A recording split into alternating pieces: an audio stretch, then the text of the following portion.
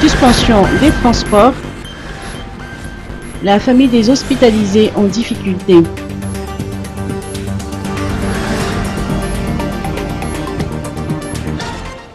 Les proches des patients hospitalisés sont confrontés à des difficultés majeures, les transports publics, tout comme les taxis, n'étant pas autorisés à circuler compte tenu de l'état d'urgence sanitaire. J'ai quitté Itos à 9 h pour faire le trajet à pied afin d'arriver avant midi pour que notre proche qui est hospitalisé puisse déjeuner à l'heure, affirme tout essoufflée une jeune femme à quelques pas de l'entrée du centre hospitalier de Swavnadjin. Il m'a fallu un peu moins de 3 heures de trajet. Et ce n'est pas un cas isolé. D'autres achètent à manger auprès des gares Gautier et épiceries devant l'hôpital. Les dispositifs à l'entrée sont stricts, avec notamment des prises de température à l'entrée pour pouvoir détecter ceux qui présentent des éventuels symptômes de la pandémie du Covid-19 afin de prévenir la propagation du virus.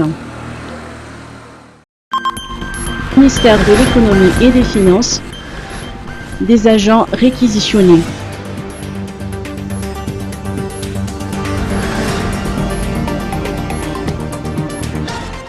Afin d'assurer les services rendus aux usagers du ministère de l'économie et des finances, une organisation interne est opérée au niveau de chaque département.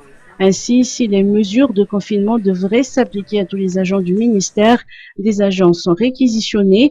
Il en est ainsi des agents en charge des dépenses urgentes, engagement, liquidation, ordonnancement, paiement, les agents en charge des soldes des pensions, y compris les salaires des ECD. Il en est de même des agents en charge des visas, des actes à incidence financière relatifs au coronavirus, les agents impliqués dans les procédures de dédouanement des marchandises ainsi que les agents en charge de la prise en charge des frais médicaux des fonctionnaires. Le portail face à Shoprite Antanarine constitue l'unique entrée au niveau du ministère de l'économie et des finances durant la période de confinement. Toutes les mesures annoncées auparavant continuent à s'imposer, masques, gel et thermomètres à l'entrée de tous les bâtiments. Ministère de l'économie et des finances, des agents réquisitionnés.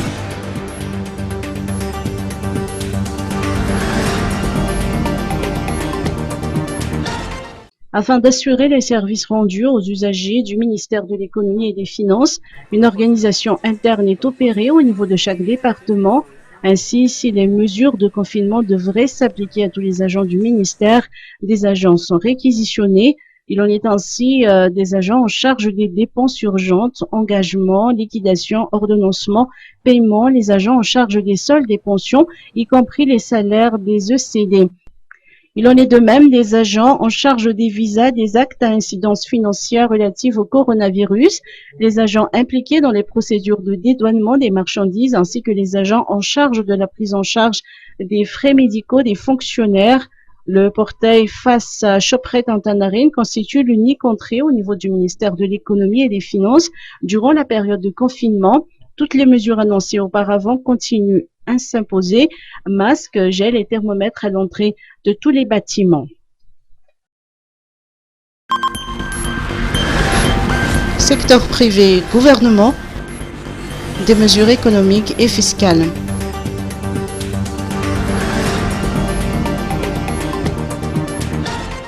À la suite d'une série de rencontres entre le secteur privé et le gouvernement face au contexte du coronavirus, plusieurs mesures économiques ont été prises selon les précisions du ministre de l'économie et des finances. Il s'agit de mesures fiscales, mesures par rapport à la trésorerie et par rapport au chômage technique temporaire. Première mesure, mesure à titre fiscal, le report des déclarations et paiements de l'impôt synthétique, et cela jusqu'au 15 mai 2020, cette année donc. Ensuite, la suspension de paiement des acomptes provisionnels pour l'impôt sur le revenu et le report jusqu'au 30 juin 2020 des déclarations de paiement de l'impôt sur le revenu pour les secteurs liés au tourisme, à savoir l'hôtellerie, la restauration, les opérations de services liés au tourisme d'une manière générale, les agences de voyage naturellement, le transport aérien et les entreprises franche industrielle. Troisième mesure, la déduction à l'impôt sur les revenus des dépenses complémentaires ou des dons utilisés directement dans la lutte contre le coronavirus. Quatrième mesure, la suspension des contrôles fiscaux et avis aux tierces détenteurs jusqu'au 31 mai de cette année, sauf pour ceux qui intentent à la bonne marche de la vie économique d'une manière générale, à savoir les spéculateurs et tous ceux qui enfreignent à la loi liée au commerce. Enfin, le non-report des déclarations de la TVA et de l'IRSA. Il s'agit de déclarations et à ce titre, il n'y a pas lieu de reporter cette déclaration ou ces déclarations pour la taxe sur la valeur ajoutée et l'IRSA. Deuxième série de mesures liées à la trésorerie, notamment des entreprises, petites et moyennes entreprises, mais également les entreprises de taille moyenne.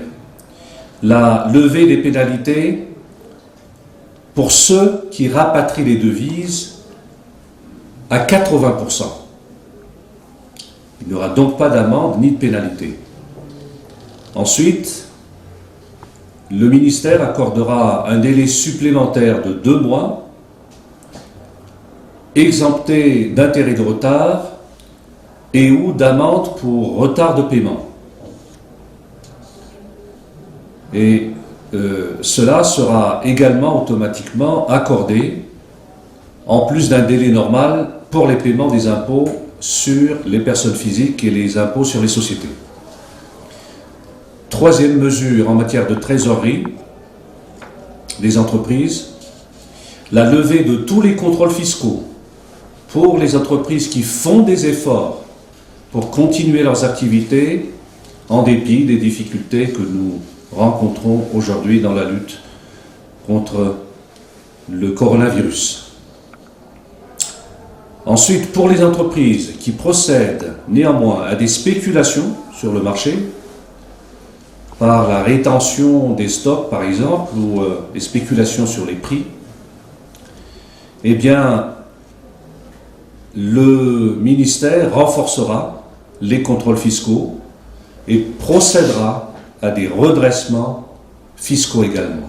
Cela est important parce qu'on ne peut pas mettre en otage l'économie de notre pays.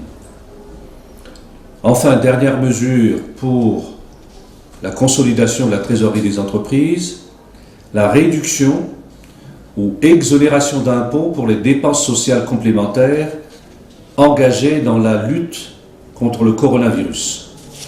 Une levée des pénalités pour ceux qui rapatrient les devises à 80% est appliquée, ainsi qu'une levée de tous les contrôles fiscaux pour les entreprises qui font des efforts pour continuer leurs activités en dépit des difficultés. Par ailleurs, un renforcement des contrôles fiscaux ainsi qu'un redressement fiscal est appliqué pour les entreprises qui procèdent à des spéculations et rétentions de stock. Face au chômage technique temporaire, les paiements des charges sociales sont suspendus et un droit à une indemnité mensuelle dans le cadre d'un plan social d'urgence sera instauré par décret. Banquier Fouibé Madagascar. Injection de 420 milliards d'ariage.